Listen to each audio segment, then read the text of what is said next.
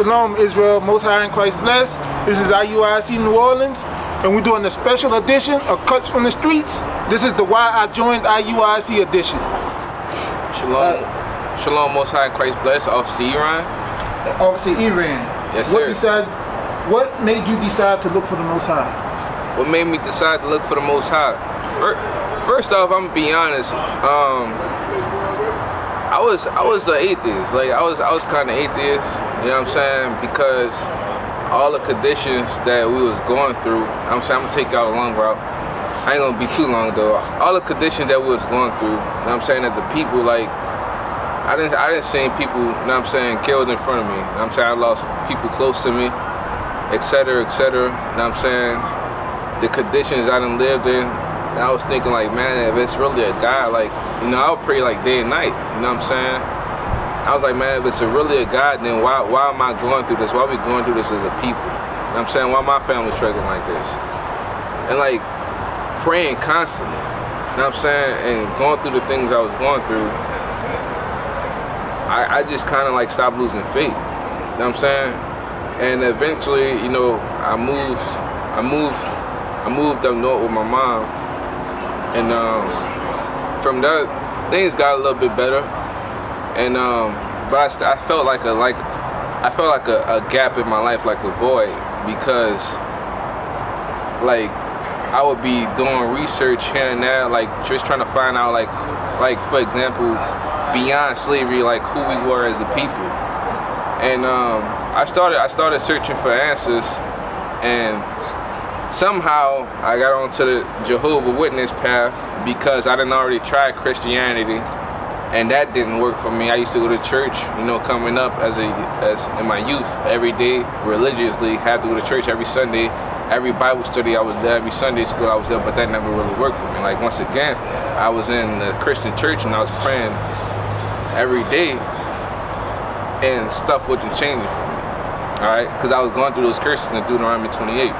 But anyways, I started doing the Jehovah's Witness thing when I was up north, and Jehovah's Witness, they would come, I think it was like every Monday to my house. We would go over scriptures, and then at the time I started talking to my brother Asa. He's also with IUIC, and he started learning about the truth before me. So the Jehovah's Witnesses come to my house back and forth, and eventually I was talking to my brother like, hey, I'm studying with Jehovah's Witnesses, and he's like, what are they telling you? I'm like, you know, everybody's gonna be saved, you know, etc., etc. That, you know, the kingdom is for everyone, the kingdom hall. I'm going to the kingdom hall and everything. And he was telling me, hey, bro, that's not what the Bible says. They say that they're gonna be your slaves. And so, I think it was Isaiah 14:1. He brought that out to me about the other nations being our servants. Now, the Jehovah's Witnesses that used to come to me, it was a Jake brother and an Edomite woman. So I brought that scripture out to him, and when I brought that scripture out to him, the Isaiah 14:2 about the other nations being our servants, because he was a Jake, and this what kind of sealed it for me. And I started searching for the truth. This what kind of sealed it for me, because I brought that scripture out to him, and the Edomite woman, she said the Jake brother was about to speak up, but he got kind of tongue twisted because he was trying to figure out how can he save Esau, his woman that he was with. And so she said, well, before he can get his words out, because he was stuttering, she said, well, it's going to be levels in the kingdom, you know.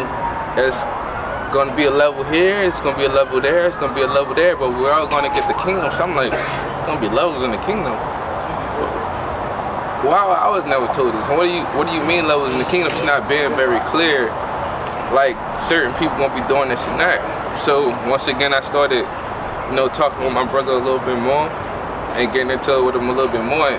The scriptures started revealing themselves. Like for example, definitely Deuteronomy 28, because I learned about Isaiah 14:1 before I learned about Deuteronomy 28. So started learning about that, and as time went by, I came about the kingdom hall. They would call me, hey, what's going on? Hey, Monday we came knocking on the door, you wasn't there. I was like, hey man, look, I don't got nothing to do with that no more. So after that, I eventually moved down to New Orleans. All right, that's when I joined New Orleans, Louisiana IUIC officially. All right, I started congregating and the unity. Am I going off a little bit? I know you got the question. All right, and the unity. All right. So, and I'm one of them type of guys. Like, I ask questions. You know what I'm saying? And I'm not asking just to be, you know, debating, etc. I was asking sincere questions. Like, okay, tell me more about, you know, Esau not being able to get saved. All right. So why can't he get saved? Why won't he get saved? All right. Why can't I eat pork? You know what I'm saying? Etc. Things like that. And I asking silly, and every time I ask a question, they coming out the scripture, verse for verse, not with their own words, because over my life, you know, when it comes to pastors and other preachers and, you know, so-called elders in the neighborhoods, they always say, well, I feel, well, I think. It wasn't none of that when I came to Israel United in Christ. It was always, give me that verse, read. That's how my question was answered. And just seeing how these brothers moved and seeing the way they move, I knew that this is the place I want to be. Okay, so what makes you stay with IUIC? What makes me stay with IUIC? Because Israel United in Christ follows the law, statutes, and commandments. I've never seen what our leadership does with anybody else. The way we move, the way we go teaching city to city, state to state, country to country, continent to continent.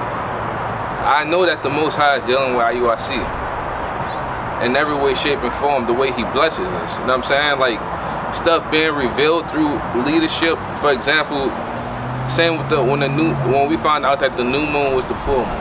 All right, and then we started coming across the evidence and the studies that, hey, the new moon is the full moon. This is when it was celebrated. You know what I'm saying? I know that the Most High is dealing with Israel United in Christ. All right, and my life has changed dramatically. I changed from a boy into a man when I came into this truth.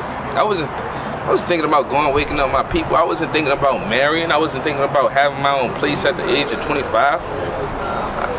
That wasn't my mindset. Now my mindset has changed. Like, I want to bet on my people. I want to bet on myself. I want to build my family. So Israel United in Christ changed boys into men, and I'm proof of that. All right, so with that being said, what's your favorite scripture? My favorite scripture. My favorite scripture. It's hard to say, but right now I would have to say definitely Revelation chapter 1 and 15. Feet like grass as if they burn into a furnace. And every time I read that scripture, I know Christ was the same image as me. And that now I can relate to him. All praise.